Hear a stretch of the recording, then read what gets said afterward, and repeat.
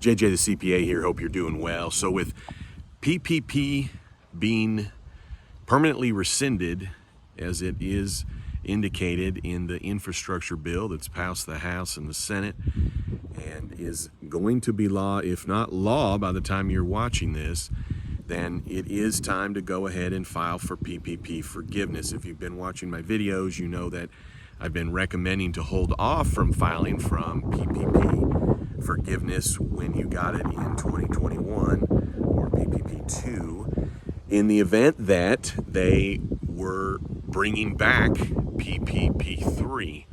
Kind of doesn't really matter what the theory was behind it.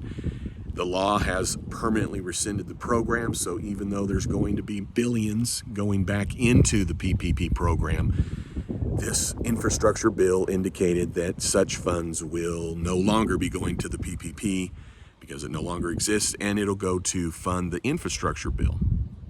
So, with that being said, there's no panic. You have plenty of time to file for PPP loan forgiveness because, as it's indicated directly on the SBA website, you don't even have to look at the fine print, but it's your covered period, typically 24 weeks from the date of disbursement, plus 10 months before you need to file for PPP forgiveness.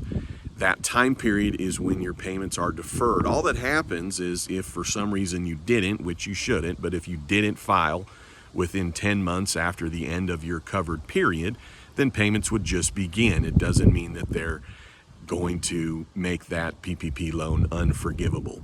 Not the case.